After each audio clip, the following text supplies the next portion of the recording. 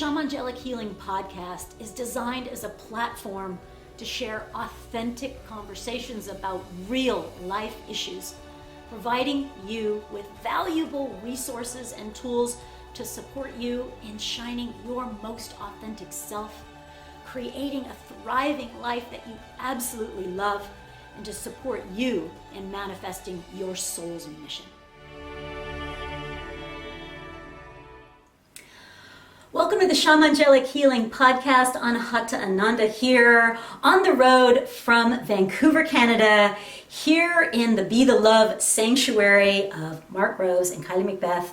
So excited to drop this podcast. He's like the relationship guru, human connection specialist. You are going to love his content. A lot of truth bombs dropped in this episode about how to avoid relationship chaos and drama and how to be more conscious, self-loving to yourself and others in relationship. You are going to love this wild ride, a lot of truth bombs. And be sure to check the show notes because all of his details, you're definitely going to want to follow him on Instagram, and his YouTube channel's amazing, great relationship tips. So, also a quick announcement about the Empowerment and Awakening Weekend in Sedona with me, 3.5 days, deep dive intensive. October 3rd through the 6th, we learn all about conscious relationships, clear boundaries, and divine connection, manifestation strategies, vibrant health, productivity. It's like how to be human 101. And you definitely want to check that out. We're going to give $150 off. There's just for a week. So check that out. Reserve now is filling fast, and I'll see you in October in Sedona. Another quick announcement. A shout out to Sarva Superfoods. This is one of my favorite superfood companies, and this is what I put in my smoothies every day. This quad right here, definitely going to be rocking the cacao. Greens daily, that is a must for brain support. This combo is phenomenal for alkalizing the body. It's clean. It doesn't have fillers. Derek from Durango is the mastermind wizard alchemist behind this brand, and I love these products. Plus the Pacha protein is really good, clean, light, digestible protein. And my favorite is the Golden Bliss, which I like to put in, like a tea or a milk before bedtime. It really helps with anti-inflammation, and so many wonderful, tasty things in there. It can go in tea and in smoothies. This trio travels with me, and that too, so I take this everywhere. Affordable, clean, and good tasting. I'm very, very picky, and I wouldn't recommend anything that isn't in my cupboard and that I don't travel with me. So I want to give you guys a discount on Sarva Superfood, so go to sarvasuperfood.com, SARVAA superfood.com, and if you use the coupon code ANAHATA, ANAHATA 2020, you'll get 20% off your order. And there's also adrenal support formulas, there's female hormone support. This is just what I traveled with me this time. But I only recommend something that I use, and I dig this company, super high quality. So let's dive into this episode, and as always, subscribe, like it, share it, let other people know about it. This conversation went deep, so be sure to tag somebody that you think will really benefit from this conversation. Looking forward to sharing relationship tips with you. Let's get started. Welcome to the Shamangelic Healing podcast, special road trip edition from Vancouver with Mark Groves, human relationship specialist. And we're here in the Create the Love sanctuary, the Mark and Kylie. Being is beautiful. Create the Love sanctuary. Thanks for having me here. And thank you so grateful for being here. To have you on the show here in your house. And I really appreciate that you're like the love guru. It's like whenever anyone uses the word guru, I'm always like, because I'm going to fuck up a little bit. Right. So guru sets, yes. I like but the Austin Powers style of that. Yeah, that's a lot better. I feel like I'm in life's petri dish and experimenting and living it, and then I just share what I learn. Yeah. So that's more of a... What I mean to say is, it's like, I really feel like this is your the area that you shine, it's where you study, it's where you teach, and you share authentically. Your YouTube, your Instagram channel, I love it because I'll just get a couple minutes of a deep pearl where I'm like, whoa, I totally do that. And you're just able to really nail unconscious behavior, and which really helps people because we don't know. We just keep repeating these patterns, and this podcast is about like how to deal with avoiding relationship chaos and pain, because I think everybody's in these traps and maybe don't even know what they might be doing that's contributing to it. Yeah, I mean, most of what we do, I don't even know that it's only relationally, but most of what we do in life is pretty unconscious till it's not. You know, I feel like, at least for myself, I feel like most of our work is sort of you become the teacher you needed. You know, you turn I don't know who said it, but I'll claim it if nobody claims it. Claim it. You turn your mess into your message.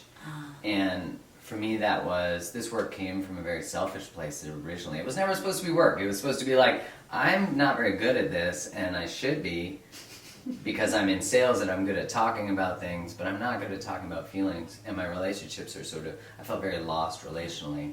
And, you know, at that point, I remember just like waking up at 27, not literally waking up, but figuratively, of being like, how did I get here? Yeah.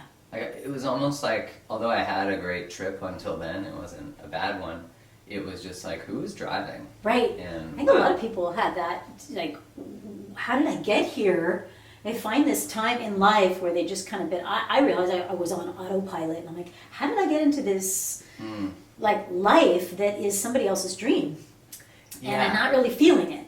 So, you know, and I'm sure a lot of people can relate where like, is this my life, or am I, you know, this doesn't feel like all systems are yay and firing. And so what I'd love, because you've been dealing with doing this coaching work for a long time, and you have lots of clients that have been through lots of things, you've heard lots of stories. I'd love to know the 5 like epic fails. You know, those things that we might do that and we might blame somebody else for, you know, because we're really good at that. That might be one of them, actually. Yeah, exactly. Let's add that. Not taking responsibility bonus for your life. That's maybe one of the main ones. You know, that actually create chaos and pain and suffering for ourselves and potentially, and this is not just about intimate relationships, this is also about other relationships that we're in, but what are your top 5 that, you know, when you choose this or when you do this action or you keep running this belief that tends to create a lot of pain, struggle, and suffering in your life and perhaps in others as well?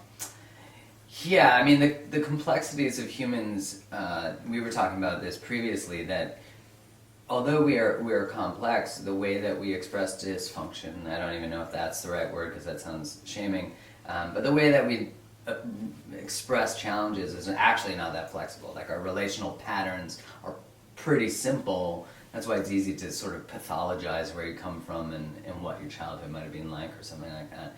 I'd say the first in that word, chaos, is I think if your life is chaos, or your relationships especially are chaos, then I would always ask, like, was love chaos in your experience? Because you might be just recreating it purely because it was chaos. You know, like, if your house was chaos, then you're like, love should be, why are you so peaceful when you love me? Yeah, like, I better start a fight, I better break up with you, I better cheat on you, a lot of these things just unconsciously happen. And I would say that maybe one of the greatest sort of dysfunctions we have as a whole, as humans, is that we validate our own worth in our relationship status. Wow. You know, and that means that if I'm married or in partnership, I can be, that's good. Yeah. Like, if I'm single, or if I've just broken up, or if I'm divorced, that's bad. And so wouldn't that mean that I would want to hang on to a relationship even if it's unhealthy? Yeah, like the way this really works is that, you know, you think about it as like, if someone chooses me, then I'm worthy of being chosen. And so my self-worth ends up in the being chosen, not choosing. And what then translates from that, we do it very passively as a society, cultures, religions, they're often all very synonymous, is that we celebrate anniversaries. So, length of a relationship is certainly one indicator of relational success, but it's certainly not the best one and not the only one. Well, it doesn't mean it's quality, functional, or healthy.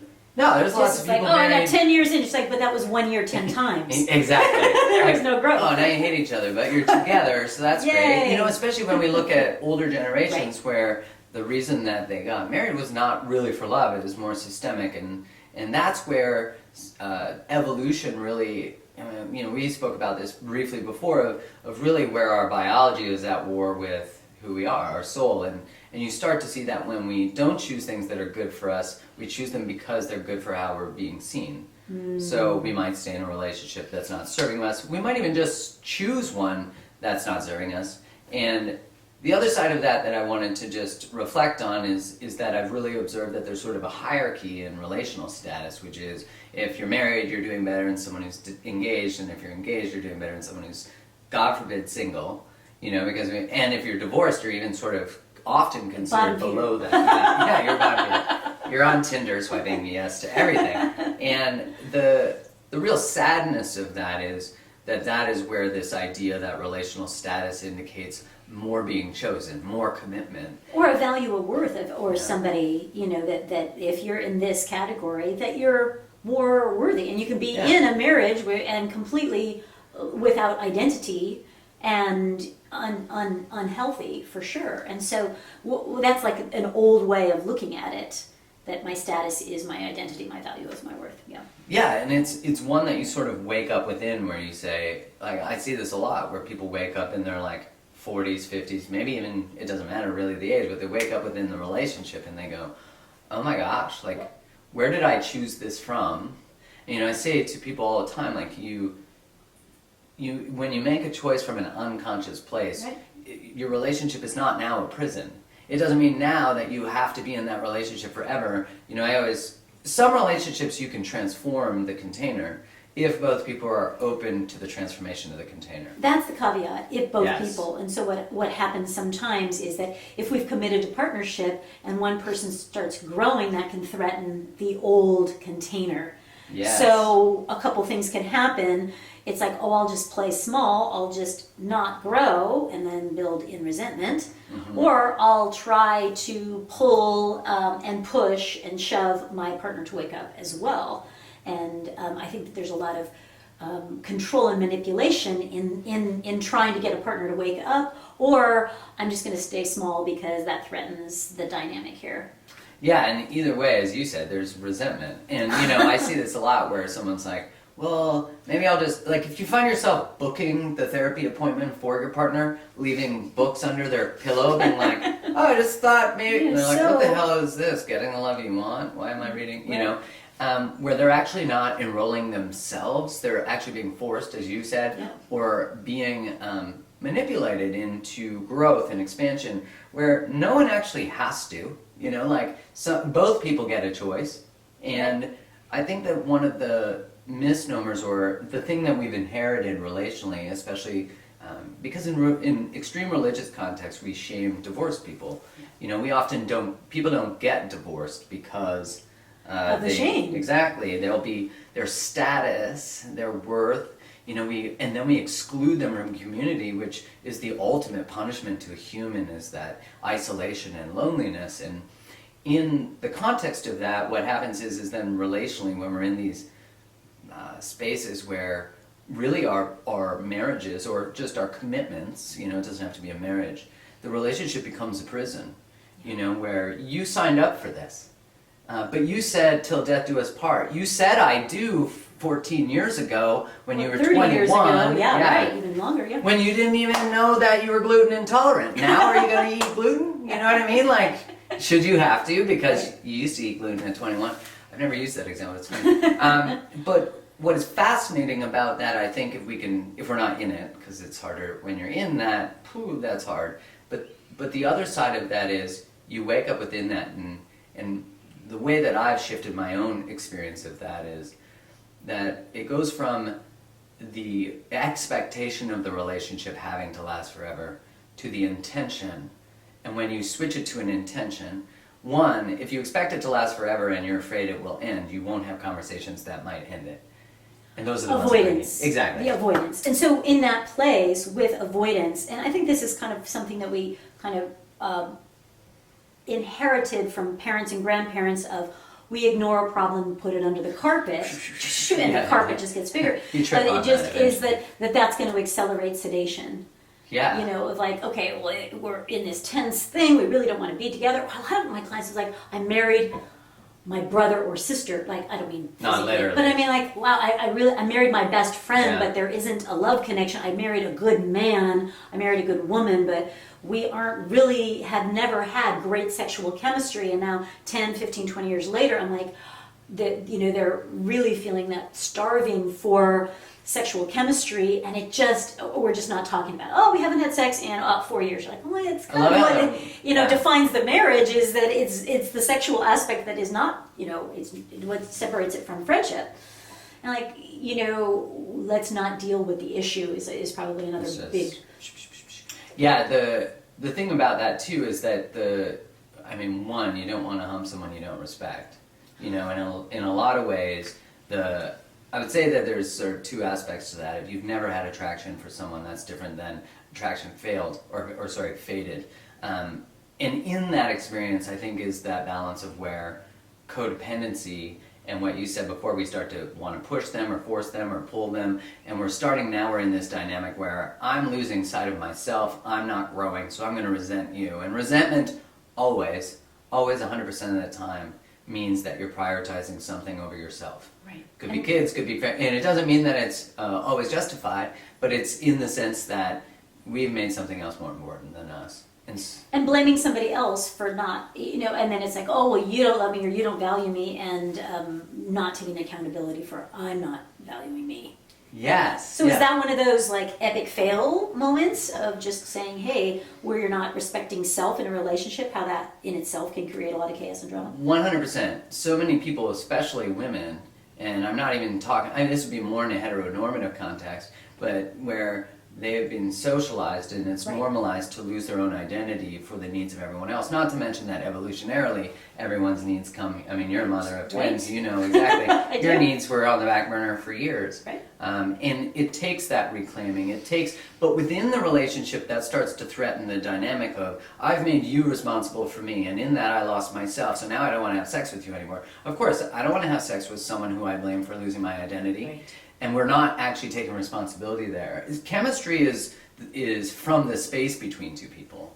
It's where it's like that separation that Esther Perel talks about, that love and desire are always at odds, that love needs closeness and connection, and desire needs mystery and allure and distance. And I really think it is that, and I also think it's about, are we both individuals with a container? And most of us aren't. No. If we're totally honest, yeah.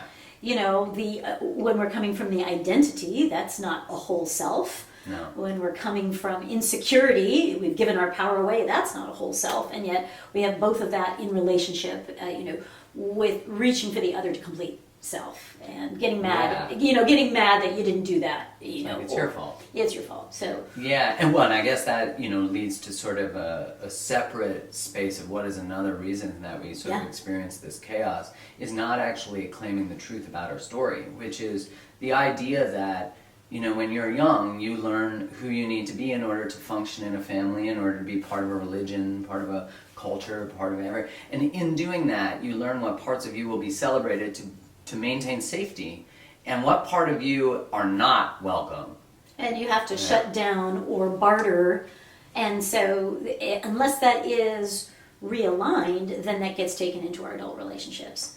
Because it's like a short-term mechanism that says, okay, my feelings aren't safe here, or there's a lot of big energy in the house, like, dad's getting angry or whatever, so I'm going to go hide behind the couch. And it's just like, unless that behavior evolves, then in adult relationship, when a partner gets upset, I'm going to go hide behind the couch. Totally. Or if accountability, if blame was modeled, and you didn't mature that to accountability, well, then blame's going to be your MO in a relationship.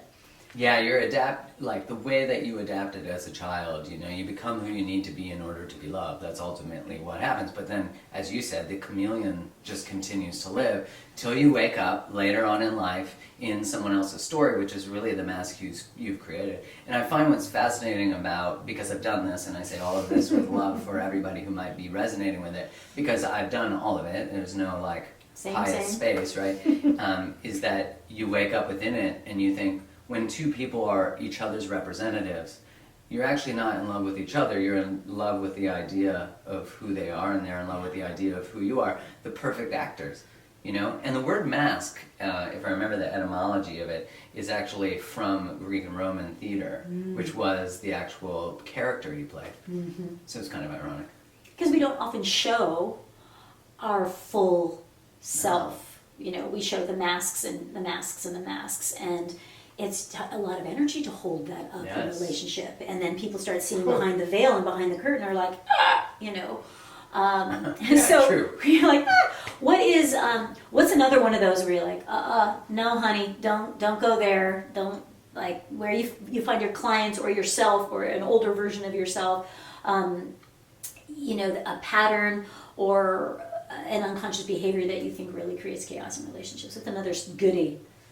Well, I think not recognizing your relational upper limits. When I said that when you let an old story run a new story, what usually happens, and I have people complete 2 sentences that really tells them a lot about their unconscious outcomes. And the first one is, when I love people, they. And when I love people, they. Now most people will try to pull like they love me back. That's not that's the conscious desire. You wouldn't be a client if that's the case. Right, exactly. And that's the conscious desire. I love where it's coming from, but it's probably a point of avoidance. And then the other one is, when I let people love me, they. Those two can be a little different. They're often the same.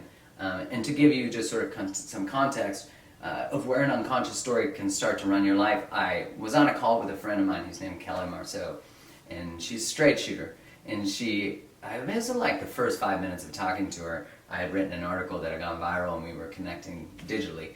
And in the first 5 minutes of chatting, she looked at me and she said, "Gross." And I was like, I don't know that we were at that level before. And she said to me, "Have you ever actually let a woman love you?" No. And I was like, yeah. And I got off the call with her, and it was like the perfect words at the perfect time when I was open, you know, when the student's there, the teacher arrives. And I thought to myself, like, when was the last time I actually let someone love me? I was 34 or 35 when she said that. It's not like 16 or 21. No, that would have been a great question. You know, many relationships into adulthood. Many thought-conscious relationships. Not that I called them conscious, I just mean that I wasn't like, I was living very unconsciously, I was being intentional. Holy shit, I looked back and I was like, the last time I let a woman love me was when I was 19. Like, actually. Yeah. And I looked back at that relationship that I actually didn't think was a significant moment of my life. Like, I knew it was significant, but I didn't know that it changed the whole direction of who I was till that moment when I connected the dots.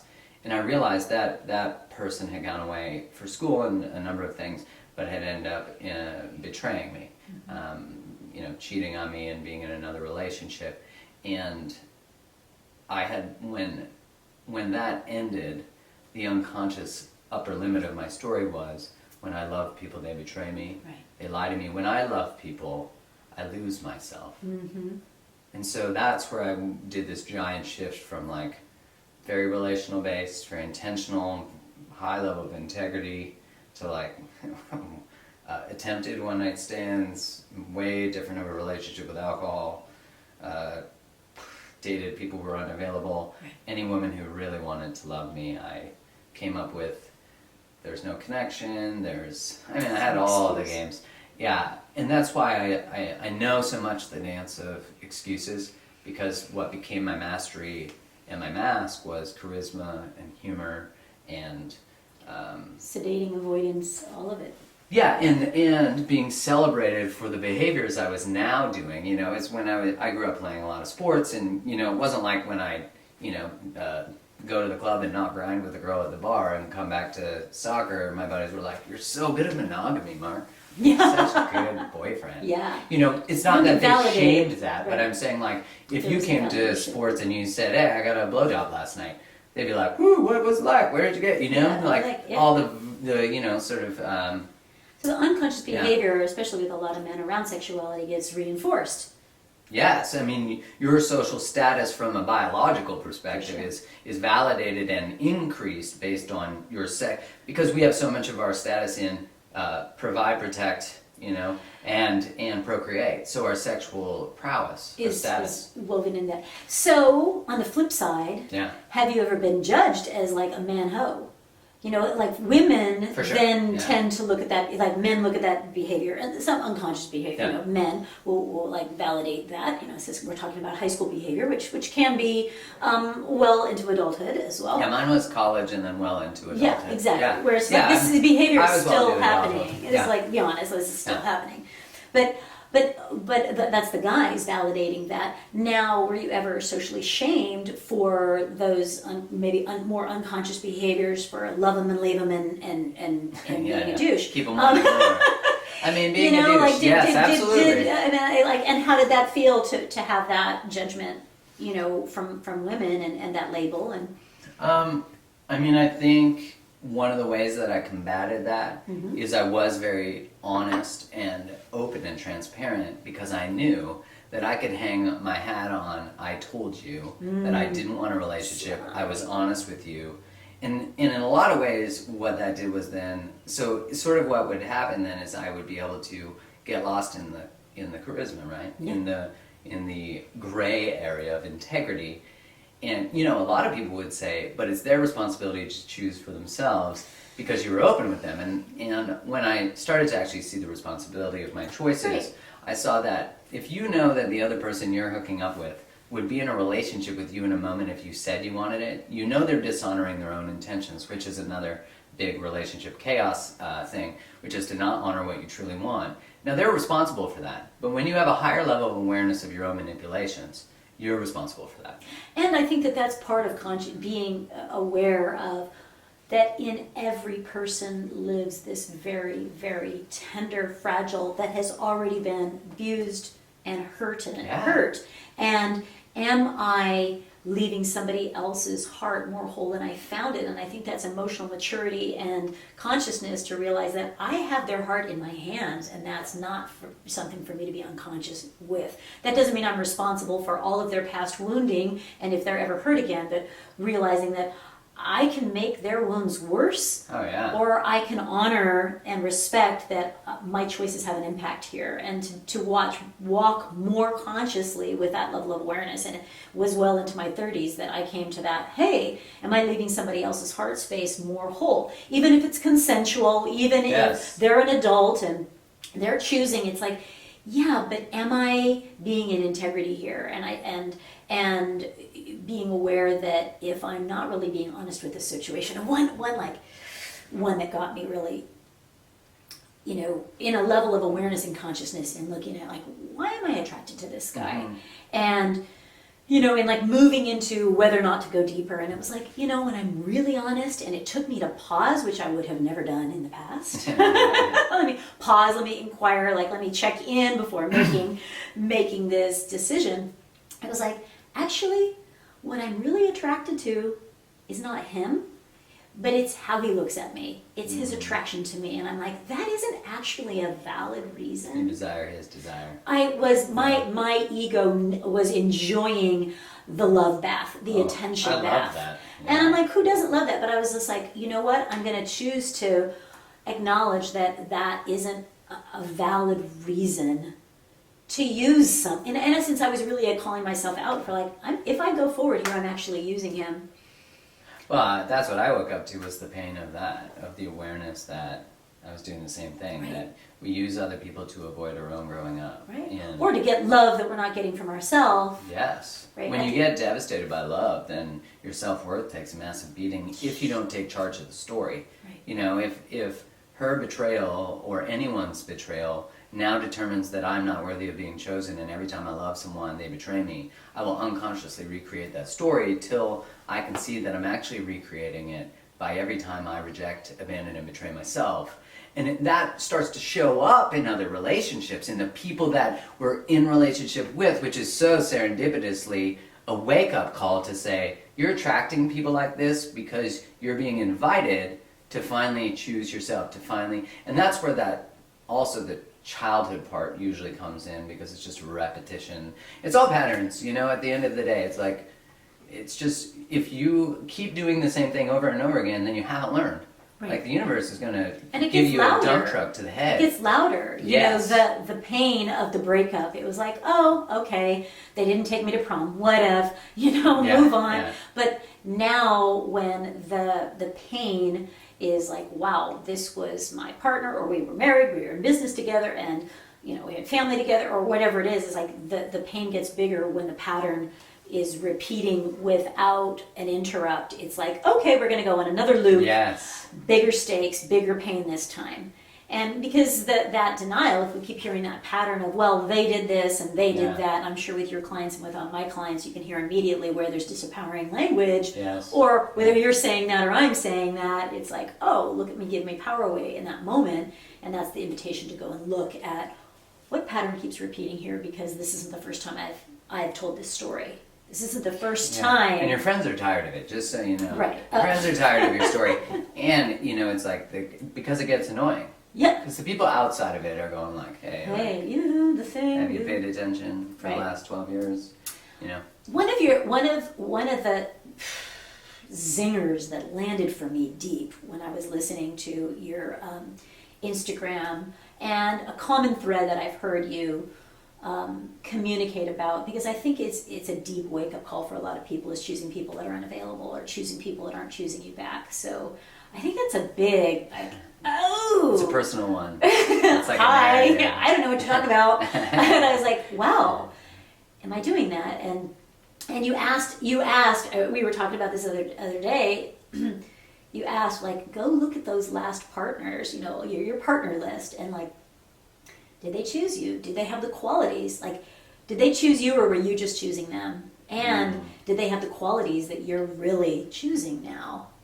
And so can you talk about why do we choose, or why does a person choose somebody that really isn't choosing them back, or is unemotionally available? Because I've done that maybe more than once. Yeah, I've done it and been it. So you can sort of be both sides of that.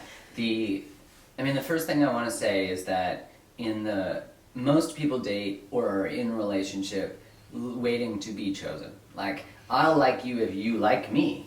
Because it hurts if I like you and you don't like me. Well, that's like a qualifier, right? But I'm not going to decide on you till I know. So there's like not even an acknowledgement of the own power to choose between people. And that is because, again, coming back to that evolutionary part, like, if you love me, then I'm safe. But is it like, we react to the world. You like me, I like you back. You want what I want the same thing. And we adjust. And I'm saying, like, step into this space where you make the world adjust to you. And it's magnified in romance, but it's true in everything. If you play small in anywhere in life, it will just be magnified in romance. Because usually you won't have that dialed. If you have that dialed, you'll have everything dialed. Like, that's my belief on it. Because if you can master that, that's life's greatest teaching ground, is romance.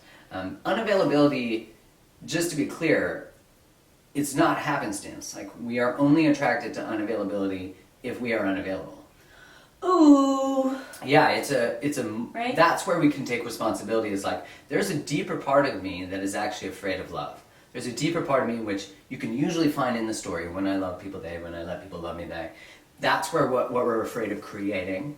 So we pick people who aren't really at our level. We pick people who are damaged, and I don't mean that as a bad thing. Most people have pain. So that the rescuer can come and we can feel distract with your shit. I don't want to deal with my shit. Right. Let's just, we'll spend our lives unpacking your stuff.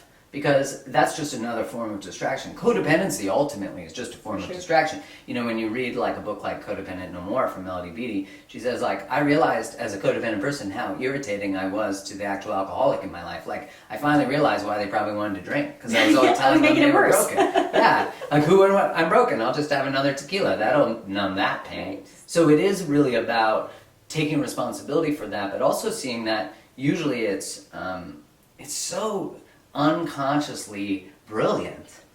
Because it becomes like, I'll date people who are freshly out of a relationship. I'll date or people... still in. Oh, that's a master Let's just, plan. I mean, when we talk about emotionally availability, it's like, well, they're already in a relationship. And I think that there's a part that isn't being honest about the truth of that, of like, they are not available. No, they can't actually fully choose you. It's they just can't another... choose you. And also, you're someone's side dish. So like, let's get with that for a second, because that's actually pretty common. Super common. For people to be like, well, I'm attracted to you, and I'm just ignoring the reality that you're in another relationship, or wishing, hoping, and praying and waiting that you'll see that I'm better and you'll leave that and choose me. Yeah. Is that insanity, or is that like, possible? Insanity. Okay. Yeah, I like that. If you wonder why you're going crazy, I mean, that's one thing that you see. Now, we probably, even in those situations, code the other person as a narcissist. Because what happens there, we code a lot of avoidant behavior as narcissism. You know, the true narcissism is not as common as it's become as a hashtag, that's for sure. You just label, if you're emotionally unavailable, or if you're not choosing me, you must be a narcissist. I mean, I'm sure I would have gotten called a narcissist if it was available at the time. I mean, it was, but it wasn't an Instagram diagnosis. It was a clinical diagnosis, you know, when I was younger, because I was just terrified of being loved. I was terrified of being loved, and that showed up in not being able to actually fully choose someone. And when someone's in that space and they're saying like, well, no, I have so much love and compassion for people who have actually been through a relationship with a true narcissist. Right. It is devastating. Absolutely. So I want to first put that caveat out there. Now the other side of it is where it becomes, it's simply just, if someone dumps me, or I say that I don't want a relationship, but I truly did, I just think I'd like hook up with them and eventually the sex will be so good, they'll want a relationship. That doesn't work, just so we're clear. Okay. What they're doing is getting the best sex they've ever had with no relationship. Why would they change, right? Reward, reward, reward. Right. That's how humans work. And we just trained them not to want something more. Exactly. I don't need to change. They're telling their friends, like, this is the best. He, she is just hooking up, and I don't have to do anything. Right. Again, so in that place, when we become rejected and heartbroken, we don't take responsibility for our part. We say they were a narcissist or they're whatever, and that automatically means it's not any responsibility of ours. I was manipulated, I was da-da-da-da. And again, I want to I have compassion for when it's true. Right. But sometimes, especially when it's a repeated pattern, it's just something's going on there. Yeah. And also, if somebody does the weird thing of choosing themselves, of saying, hey, this relationship has evolved, or I need time, I'm going through a thing, that can also be labeled as narcissism. Yeah, when it's just like, you didn't choose me, you chose self, which means you might, but I think that can get mislabeled as well, because sometimes it's like, I actually need to not be in a relationship which isn't about you. Yes, absolutely. You know, so I want to go back to this emotionally unavailable and how different ways that can look. So emotional availability may be they're already in a relationship. Yeah. Emotional availability can look like they actually don't have the capacity to, like because they really haven't developed that ability to honor their own emotions. So how can they be emotionally available to care about you? There may be attraction, there may be chemistry, there may be, you know, mutual respect, but sometimes emotional availability is, I don't have that skill set to give to you, which doesn't mean I don't care about you.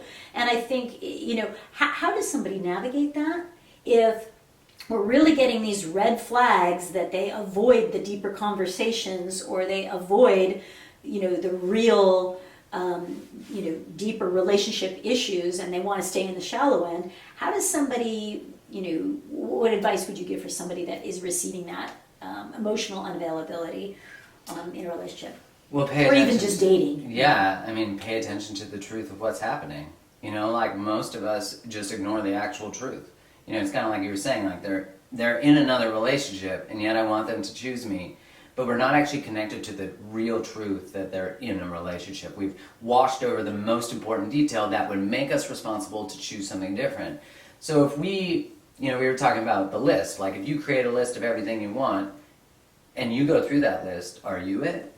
You know? I really appreciate that, because I did your course, which was you've got to get on his courses, by the way, just like saying that. Just because I've been going through some of them and I'm really enjoying that. But like, I've done that before. It's like, hey, here's my wish list. But what I hadn't done is what you called out was, hey, two things that I really appreciated.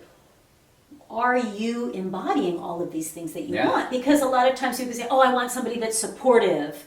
I want somebody that is financially stable. And if I'm not honest. Those things, honest. And integrity. Has good values, works out, whatever it is. Am I doing that? Yeah. Am I like a sloth? I don't care about myself. Am I like in debt? All of the things. I want this prince to rescue me, but I'm not really taking that accountability. So I really appreciate that calling out of, are you embodying those qualities that you're seeking out in another partner? I would note, and thank you, I would say that almost 100%, if not 110%, that's impossible. 11. Yeah, I have a math degree. No, I don't. That's not. But at 110% of the time, honesty will be on someone's list. I guarantee it. Like communication, honesty. And I mean, already they're in another relationship. I'm not being honest. They're not honest. I'm not honest with myself. I'm not in integrity. Mm-hmm. And then you look at honesty with, they can't communicate. Do you want someone who can communicate? Like, right away, the list is already fucked. Yeah. Right? Like, you're already fucked. Gotta break up with them. And that's the point, is dating is sorting. Relationships is sorting. It's not like if you date with a scarce belief, like, especially when people date with this idea of the one, but they're the one. I have one client who she had a really funny term for it. She's like, every time I have a connection with someone, I get last man on earth syndrome. Like, they're the last man. This is the one. I'm not gonna find this again. Like, yeah. Yeah, and right away when you label that, and you can't first off, if the one was true and every relationship was meant to last forever, we'd all be with our first partners, and I think we can probably have a collective sigh of relief. Yeah. Unless you're with your first partner, well done. And it's still working. And they're beside you, you can't sigh right now, but maybe later. But that part of when you move to, there's more than one person out there for me. You don't even have to be good at math to figure out if there's one, carry the two, and you still got like 1 billion people, potential mates.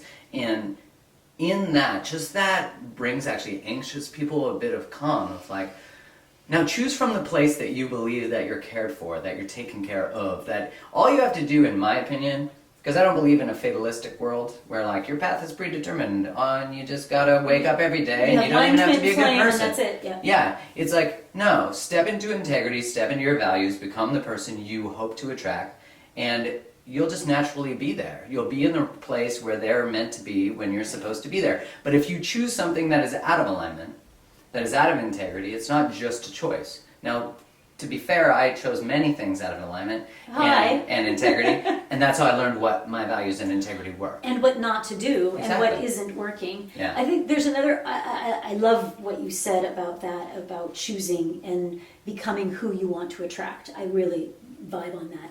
And when on the flip side, when you are attached to the one that didn't choose you with the story that, but they're the ones, now you're waiting for them to choose you again. And if they didn't choose you the first time, mathematically speaking,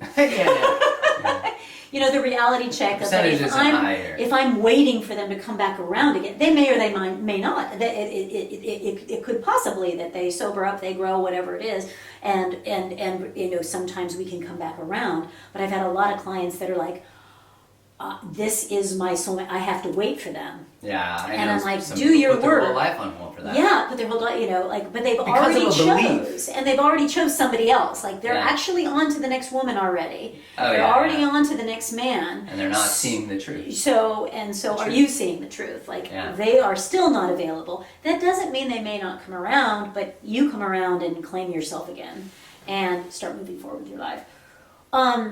Okay, so. So when you are in a relationship and people are not emotionally available because not that they're dating somebody else, but they're just not having the deeper conversations, they're avoiding the challenges in the relationship.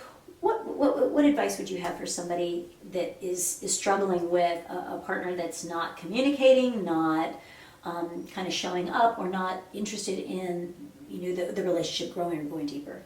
I think for everybody, the work starts first within, because sometimes when we're expecting our partner to be able to communicate with us and all that kind of thing, the actual way we approach communication is not effective. It's actually putting them on the defensive. Right. You know, our language and way of communicating is an old pattern. We have to remember that every time we're in any dance, relationally and communication-wise, we're in the dance. Like, it's not just one person doing the cha-cha. There's two cha-chas going on here. Well, I guess there's one cha-cha with two people, but you know what I'm saying. Right. And if you change your dance, they are forced to. But what often happens in a relationship is, if we're in conflict, and I say, listen, I see us going down that familiar path, and I just love us too much to continue right now. Can we come back to this in 15 minutes and just try a different way? Often the other person is afraid of what's about to happen, the unknown. The familiar is still painful, but it's familiar, and I know that I know the outcome. Feels like love. You're still going to be We're going here. to storm out, Right. makeup stacks, and the issue won't be solved. Yeah, we'll be rewarded with climaxes, ideally. And in that experience is just this one little change, and the other person will often be like, well, you're only doing that because Anahata told us to. And because they don't trust that you hold, and you say, no, I'm doing it because I love us. Because they're trying to re-engage the cha-cha, they're trying to bring us back. And so when we're dealing with a partner who doesn't want to grow, well, that's a bit different, But I'm not about accommodation in the sense that it's very black and white in some ways. You go, listen, I feel disconnected. I feel like we're not growing in the same direction, and I want us to. A lot of times when we wake up in a relationship and we start doing things we love, we actually often don't invite our partners into that. Sometimes we do. And also, we often blame them for the reason we hadn't. Even though it's just part of the way the relationship was codependently created. And when somebody's growing, it can bring up feelings of inadequacy and abandonment. Yeah. And you might right. leave me, you're going Right. away from And me. so Let me even try to if shrink you. you're growing, that can bring out an unhealthy dynamic that wasn't there before, because Absolutely. shaking status quo of saying, oh, I'm going on this retreat, or I'm learning meditation, or I'm meeting new people, it's like, you're going to leave me. And so... and that's more often female growing, male not. If we're just being honest, right? Like, we all know this to be true, so let's just cling to the truth here, which is that's more often true because men are not generally socialized to seek personal expansion, and women are just by design more interested in emotional expansion, more socialized for emotion, and community and growth and all those things. Not to say that men aren't, but we are much more isolated gender, which that could be for many. That's for many confounding It's so nice reasons. that is changing. Yeah, I it love absolutely to see is. that men are stepping up and being vulnerable and creating different dynamics within themselves and their relationship. It's like it's nice to see the crack in the window and that like things are changing. Well, we have to, because in that general, very normal marriage situation where the partner who's females tend to have a better barometer of their connection. They're also more sensitive, and this is research, which I can send, which is they're more sensitive to the barometer, but they're also more likely to bring up the decline of connection or the feeling of not feeling there. And it takes about 2 years before they leave. And my message to whoever's the partner who's being invited to grow is grow or they're gone. Grow or they're gone. Well, and a lot of times, if a woman is still in the accommodator pattern, she'll just stay. She'll keep growing kind of small, not in a way that offends or shakes too much, but is really deeply becomes unhappy. I have a lot of women in that place that are like deeply, deeply unhappy, but out of guilt, shame, or fear, not able to leave the relationship, and it's not changing. Yeah, they know the writing's on the wall. They just haven't left because lots of the reasons. real big part of their expansion is actually making that claim, stepping into their power, Right. choosing themselves. And this is true of Scary. any gender combination, of any relationship, which is, I always ask people, is choosing them choosing you? Because even if you're not happy with them in that moment, even if, like, my partner and I are human, we have conflict, Sure. and the question I ask myself constantly is there more to learn here? Is there a deeper knowing? Is there a space? I mean, it's the greatest educational platform, but it doesn't always deliver lessons that you love. Right, Let's it's be not honest. always easy. Oh my gosh, no, and that's not, Reflection. we live in this, there's a lot of new age messaging, which is, go where the light is, make sure it feels free and light, and yes, and sometimes our greatest expansive peace, and this is an important caveat to have is that a lot of people who are in those dynamics will be like, oh, so I need to do more. No, this is not saying that. The real question to delineate that is which is abandoning yourself, staying or going? And that right away, many people have been in years of self-abandonment. So it's like, they know the answer. They're like, bam. Right. But if it's like, have you ever really shown up for this relationship? Have you fully? Now you know the answer to that too. Accountability. But if you're in an abuser, codependent dynamic, that kind of stuff, then it's often the cycle of the mind is, I need to stay, I need to help, I need to... Right. If I leave this person, they're going to fall, they're going to, be angry at me, they're not going to make it, and so there can be a lot of that. But their feelings become more important than your own. And we know that... Oh God, I've done that so many times. And Me too. Oh, your business is more important, your happiness, your health is more important, and I've thrown myself under the bus in most of my relationships of being in areas of my life. Accommodator, because I love you, and realizing that, wait, I want to love you and figure out how to love myself at the same time. That's magic. And like, I'm still growing into those shoes of like, how do I do this and honor myself and communicate and respect and honor you? Because I've done that at the expense of self. And then the pattern happens of resentment, control, sedation, and picking fights and like a downward spiral. And it all comes back to, I really wasn't honoring myself. And also wasn't emotionally capable to honor my partner and where they were. Yeah, and isn't that that balance of being like, I've been too open and made their feelings more important than my own, and I've been too closed and made mine. And that's where we delineate from, because of course self-care is a spectrum with selfishness, right? Because there is a line where it's like, are my self-care practices actually just walls that are built into something that could be celebrated? Or am I laying down and being a doormat at the cost of myself? That's a spectrum, and it's a dance. It's ever learned, like you were saying. I'm learning it always because I'm always growing and changing. So is my partner. So we can't just expect static agreements from when we started dating to be true now. This is a good point as far as something that can create chaos and drama, or something that can bring in harmony and grace, is clear agreements and updating agreements. Yes. Like, hey, absolutely. In a partnership dance one time, when we had been stuffing our feelings, that was one that was creating chaos, and we didn't have clear agreements, around, well, who's paying for what, and like, what's our arrangement here, and we just kind of jumped in, and so I think that's another one of like jumping in a little too fast, accelerating. You're like, wait, we didn't even lay the foundation yet.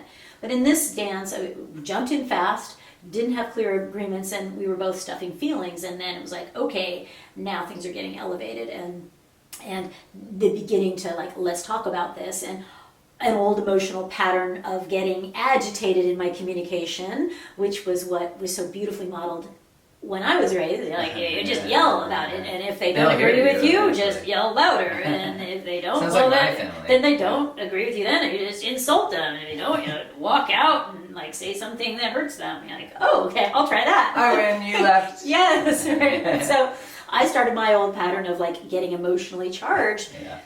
And a partner did a beautiful thing. He stepped forward and he looked at me he was embodying masculine and feminine, like courage and strength and conviction, but also gentleness, and said, hey, we can address this calmly. And I'm like, what the hell is that? What are you doing? I don't know what, like, file not found.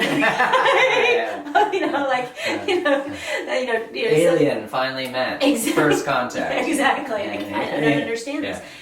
And we were able to just have a clear, conscious communication without emotional charge and without blame. And it was like, what a cool recalibration of your nervous system, I bet. Right, and I didn't know that, and I think for people listening and watching, if you do have a skill or a quality or a strength of being calm or being the initiator of communication or whatever it is, like, bring it forward, because it's highly likely that the other person doesn't have that skill developed, and you may be the one introducing it into the dynamic. What a gift to give to someone. That's why our own emotional development is so powerful. He was able to reframe that for me totally. It's like, it's possible to clearly, calmly resolve I could use just him challenges. sometimes. I know, right? Yeah. I was like, hey. Yeah. And It's what like, was I need beautiful, Anahata sex. what was beautiful about that is that it reframed that for me. The other thing is that he came forward with, okay, well then I'll handle this, and I was like, okay, then I'll do that. And there's more cards on the table when we're not in agitated communication, we're not in blank. Well, your amygdala is triggered, which is your old brain, lizard Right. brain, and it classifies something as an opportunity or a threat in a fifth of a second. When it is triggered, which you don't even know it is till it is, which is happens easy. subconsciously, which is why you have to get to understand your trauma. And remember, trauma is actually quite widely defined as anything you couldn't prepare for. So that could be anything, right? Which is someone's emotion or someone's insult or breakup, name calling, anything that shocked your system that you couldn't prepare for.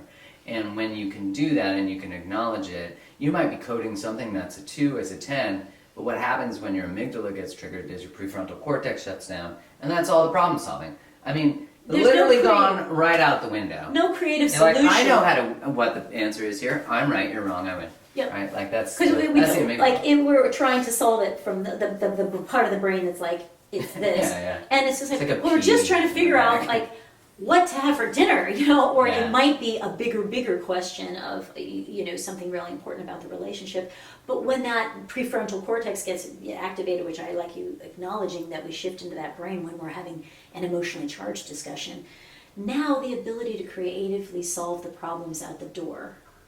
And Yes, we're yeah. in defense mode. Like, Now if we're I'm like a threat, I'm two actually reptiles trying to negotiate. not going to happen. I've watched Planet Earth. It's not what happens when we do that. But So- the work you do is what facilitates that. The breath work, Yeah. the meditation. Two people can completely retrain each other's nervous systems if they can commit to just changing the cha-cha, like Imago dialogue is a structure that's built by Harville Hendricks and his partner and his wife, and it is about a very structured dialogue that doesn't allow you, which is also from the Gottman's work too. They have a similar dialogue that is actually from conflict resolution with countries, which is, I can't go into persuading you of my point till I can accurately articulate yours. Wow. To your satisfaction, not to mine. Because I mean, to mine, that'd be it's a like, real- you're wrong, this is what you meant. Oh yeah, not good. So to be a real active listener. It Yes. really, like, nonviolent communication is like that. 100%. Marshall Yeah, Rosenberg same, of like, yeah. am I getting this right? What your feeling is, and not taking it personally. So really valuable. So those are Yes. both a couple good books to Getting the love you want is beautiful. You can Google Imago, I-M-A-G-O, dialogue, and you'll get a script. And then I just recommend, because what happens is you are literally teaching each other. It's such a beautiful gift to give to each other, to do together. That's why partnership is so amazing. Because literally you found Classroom. someone whose wounds bump your wounds, which is, you think it's chemistry. It's a little bit of chemistry, but mostly wound-based chemistry, which is beautiful. You don't choose them by accident. It's like, but they frustrate me this way. I promise you that you frustrate them Right. equally in a different way. And there's probably something about your unconscious behavior, beliefs, or habits that is trying to be brought to the surface to be transmuted, evolved, or matured. It's like, Yeah. well, they do that. You're like, I wonder if I do that. Especially when we build a mastery skill of being able to write and constantly be like, I wonder if I do I that. think we do sort of we take two roles. One is like, it's always me and I'm the problem, and it's always them and they're the problem. And both of those create a hierarchy that's intendedly created by both. The victim Right. has a lot of power. It's just hidden in victim language, but it's extremely powerful. And it's also more celebrated. I can't go on the internet and be like, I'm right, and this person is usually wrong, and they have a lot of growth to do, and I'm a narcissist. But if someone is on the bottom saying, this happens to me all the time, and this is, we start to use our wounds as power. Right. And we just And have to to be get mindful. attention It and validation. doesn't mean that our wounds aren't valid. It's just So that what in do that we do with them? plays, what I heard with that dynamic of really listening to, sometimes it's always my fault, to what percentage of this is potentially my creation. What's mine? And What's what my yours? percentage? Maybe it's 2, maybe it's Yeah. 92. Because there And will it's be just- times when it's 2. Yeah, and 92. Yeah. Well, and just that, with a willingness to ask, what part of this is mine, and acknowledge, what part of this isn't mine. And it's not always 100% not mine. It's always some percent. It's usually switch. something. Yeah. Even if the response to you're 92%, Yeah. my response may be unconscious. That's- This is 100% mine. Yeah, I was gonna say, like, if you say it's there 92, there's probably a couple more percentages your let's way, just you know? revisit that, yeah. right? Yeah. Your math, we should talk about that. So Yeah. what's we gotta wrap soon. So a couple of quick tips. Yes. What is a couple this is really a good tool in relationships. We've talked about self-care and inquiry. We've Yeah. brought up a lot. Let's bring in another one. Well, we talked about like really getting to know your story. I think understanding your relational blueprint, like where you come from. I don't think anyone should live in their childhood and live in their past. It's got clues. But you gotta learn from it because that's where the patterns began. Those are survival strategies that you created. There are wounds that you have from childhood. No one really escapes childhood without any pain, which is just an acknowledgement that it's actually normal and you're not like Alone. you're not broken and you're not. We're all like walking around bumping our heads into shit, pretending like we know what we're doing.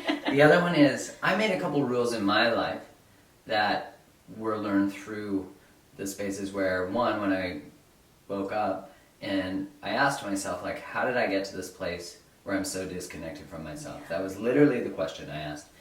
And the answer was immediate, like, you avoided every hard conversation. You ran from everything that mattered. And I made a rule that day that I would have every conversation I was afraid to have. Yeah. And then, because I was a master at living in the gray of my own language, I was seeing a girl who I'd been dating for a little while, and I wanted to break up with her. And I remember thinking, like, have all conversations you don't want to have. I just said that. I just And- made that promise. Yeah, I made it like 4 years before that just to give some people some idea. I So learned it's just well a over little time. 4-hour delay I like of to- implementation. Yeah, I like to take time But to it's really learn life incubate. lessons. I need a real 2x4 to the head. Now I learn You're much not quicker. alone. Now I learn much I quicker. had the 2x4 like Yeah. divot in my head, like over here. It's like a whole dent. Seriously though. Yeah. Hi, welcome to a good company. Yeah, welcome to being a human, which is like we all need it till we don't. Till Yeah. we pay attention. Yeah. And I remember wanting to break up with her and avoiding the conversation for like 3 weeks. And she, when I did break up with her, she said to me, "You knew this 3 weeks ago. And you Wow, how didn't have this conversation. intuitive. And you caused me to stay in this and go deeper with you. And you could have prevented that if you showed up 3 Right. weeks ago." And I was like, Ouch. "Wow, are you Yoda?" Like, Right. Yeah, and so And then I changed it. and she knew it 3 weeks ago and didn't say anything. Yeah, that's true too. But But this is the thing is that a lot of times there are red flags in our intuition are I was telling walking us, red flag. Of you know, avoidance. like telling us, never been in a relationship longer than 3 weeks, huh? Yeah, You yeah. know, Something there. Just No, right, and just like all of these, he moves every 3 yeah, weeks. right. That a red flag? Like, No, he's a Can't traveler. keep a job. Yeah, you know? yeah. Huh, I don't think that? there's anything there. right. You know, Right? We like- avoid the truth because we don't like it. right. And I think everyone knows this is an absolute 100% truth of treating anyone knows anyone's dealt with an addict. But this is true of everything about other people's lack of growth, anything. Their healing is always their own. Yeah. No one will show up for themselves if you lose yourself for them because you've taken away the space that they need to step into to show up for themselves. And you're not even modeling the behavior you want them to have. Why the fuck would they? Right. You know? Right. It's like, I want you to show up for you. Let me do all these things for you. There's no space. Right. It doesn't allow them to put their feet down. And I've done that. I've done Yeah. that with the misunderstanding, like enabling in another of, well, this is love. Oh, you're not having the financial support or you're not doing this. And so out of love, without realizing, I came forward so much that it didn't allow him to learn those practices and get his feet on the ground. Which comes from a beautiful place. That's Right, the thing but we it was want to hard. I think acknowledge. it's a lot of times Yeah. we're too uncomfortable to watch a partner or a loved one's discomfort. Well, it's codependency. Right. And it's unboundaried empathy. Right. I want to rescue. Yeah. So that's well, about it's not safe. me. It's the child in us. Yeah, the yeah. child wants to love. The Yeah. child also will get in a van with candy. Yeah, Right? Like sure. the child can't make decisions in adult situations, but the child has an Unconditional unrelenting love. desire to love. But the child needs a warrior. And the warrior must. Oh, it's kind of like you think when a kid is scared, they go beside their mom's leg or Yeah, their dad's right. leg, So, yes. right? We need to still have the leg beside us because the kid is there. But if we just keep putting our 5-year-old into hell, like no, go gonna play in that hurt. man. That's great. Go do this. Go No, go boundaries. fall in love with this person who treats you like shit. Go do Right. that. Meanwhile, we're like, the kid is like, yo, like, can I have some Ouch. supervision up in here? Yeah, Like, structure. I'd like a little boundary. Can I have a warrior? I used to have one, but I got rid of them to survive, right? So I think there's some compassion that is also required, but incompassion is not the same as tolerance. And in compassion, it always, as soon as you have knowledge, you need to be responsible. And I think that, like, to wrap up that part about the conversation, is as soon as she told me that, I moved from have every conversation you're afraid to have, not when you have to, when you choose to. And that was a big shift, because I realized that when I was waiting till I had to, it's an odd sort of play on words, but like when I was waiting till I had to, half of me was only ever present then. Right, because right. the other part of me I left when I knew I needed to. And so I now was self-abandoning because I was afraid to hurt someone's feelings. I think that's a lot of reason why people don't break up, is that the fear of hurting somebody else. Yeah. Sometimes just the fear of, they're not going to like me, I'm going to hurt them. They might not. They might not. Welcome to being a human. Right? And some Yeah. people can handle, if we come with consciousness of just, and honesty and authenticity about this is, I'm growing, or I need time to myself, or whatever it is, whatever the authentic reasons, I'm not attracted anymore, whatever it is some people, I think, can handle that well. And If some we let don't. them. We might give them a little bit more credit. That I think a lot of times people just want to hear honestly the truth. They'll respect it. It instead doesn't of mean this it has bullshit. to be hard and hurtful. Kindness and direct. Compassion, and compassionate. Yeah. And From but here. I think we can give people a little bit more credit to be able to handle that than just be in the fear that that old pattern that, well, the last time I broke up with someone, it hurt, it really hurt, the guilt, the shame, the anger, the tantrum that came, the words that came. And so if people are also avoiding out of anticipation that it's going to hurt again when I break up with somebody. It's not am I going to hurt them, but it's going to hurt me too. I was a master of that avoidance. Right. And it's really, when you pin it down, I had a friend who told me this, is like, you don't get to choose for them. And then their feelings are not your feelings. Right. And you're not trusting that they have the tools.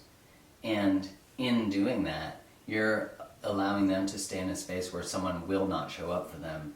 And so, are they worthy of being loved more? Would someone else love them? Or Yes. and you're supporting the pattern of dishonesty repeating again. You're just out of integrity. And I think that becomes the final thing that I think is the catch to all relational high performance in some sense, is I made a rule because I kept repeating the same mistakes, which become choices once you know that it's a mistake. But then we use things like alcohol, like fear, Right. like whatever, Yep. to not show up fully. And I made a rule that I would always live at my highest level of knowledge. And that was, as soon as I learn something, I have to change. I have to. That my behavior has to change. And what I noticed from that is that, well, one, my life started to actually just get exponentially better.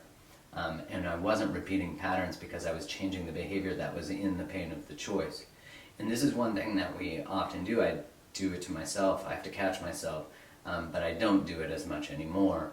Is because I was I learned something about, not letting people love me, right? And then you go through the Rolodex of all the times you didn't let someone love you, you ran from love, and that's painful, because then you start to see that you didn't show up with this new level of knowledge you have.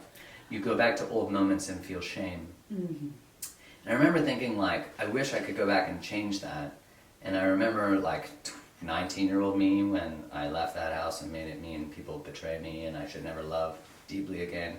22-year-old me for one-night stands, 28-year-old me, 30, 31, carry the two. But the interesting thing was, all of those years looked back at me and said, how dare you? The only reason you know what you know is because we did that. And now you look back at us with judgment, and the only reason you know is because of the experience, and so you reject the very part of you that woke you up. Right. And that is, when you can grow, you show yourself grace.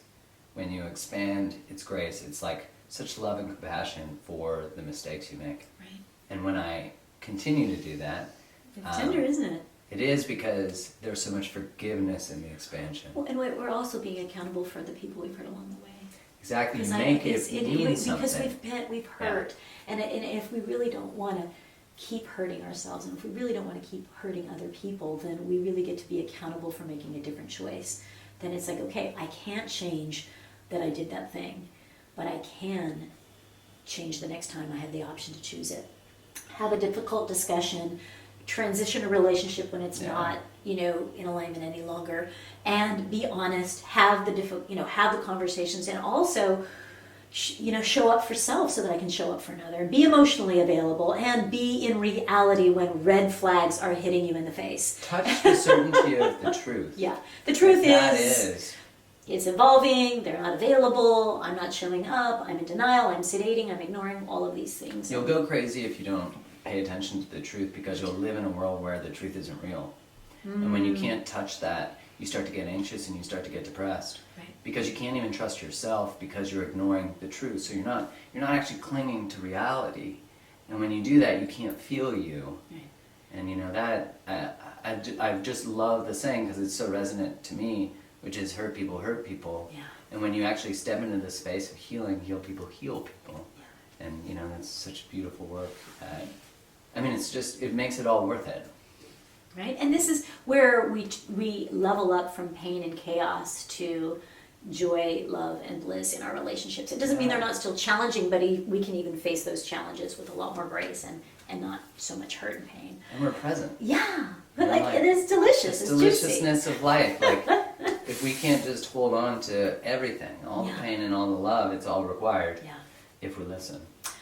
Thank you so much. You have much deep wisdom and honesty and authenticity, and I'm sure a lot of people listening and watching have really kind of been able to get with a lot of the things that you're saying. I hope so. Oh, there's so much. You are just a plethora, a wellspring of videos and content. So I highly recommend the courses. I highly recommend just getting on your YouTube channel, which is phenomenal. And I think there's just a lot of pearls in there of just like, wow, I didn't know that, because we weren't taught it. So can you tell everybody where they can find you? We'll have it all in the show notes, all of your deets, but let everybody know where they can find you. Thank you so much for having me. I'm so grateful Oh my gosh. to just be part of this and your work. So you can find me on Instagram at Create the Love, Twitter if that's your thing, same name. Mark Rose on Facebook, YouTube, you can find me there. Just look up my name. Pretty much if you Google my name, I own the first couple pages of YouTube. They say if you want to hide a dead body, put it on page 2. Google. Where else can you find me? I have a podcast, the Mark Rose Podcast. And one of the courses that I have that is probably one that is so near and dear to my heart is one for recovering from breakups. And you can just find that on my Instagram. There's a link. I think that's so valuable. Go get that recovering from breakups, because 5 weeks. Because a lot of times we don't recover. No.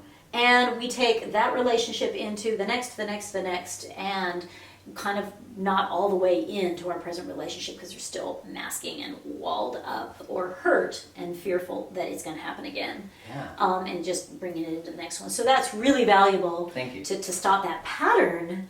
I really appreciate everything that you're doing, and I'm so grateful. And to have us all in your house. Really designed by Kylie. Yes. I'm but one of the plants. Yeah. I'm a talking plant. Accoutrement. Yeah. Right? So thank you for having me up here in Vancouver. We had an amazing hike yesterday. Oh my God. Oh my gosh. And the spa. We hiked, we spa'd, the conversation's really deep, so thank you so much. Thank you. And thank you for your time and your commitment to your own development. Thank you, listeners and fans and those watching, for tuning in to learning how to love more consciously and how to be a steward of your own heart and being gentle and compassionate and leaving flowers and not footprints in the heart space of others. Oh, I like that. Yeah, for sure, flowers, right? not footprints. Leaves flowers, not footprints. I like that's one that has landed for me. And please subscribe so you can get other conversations like this. And if something in this conversation really landed deep for you, like it, share it, tag somebody, because we want to get these messages out so that more hearts are blessed and healed and loved in relationships, in all kinds of relationships. And we're here to support you being real people that are leaders in the love and creating love in your life and in your heart.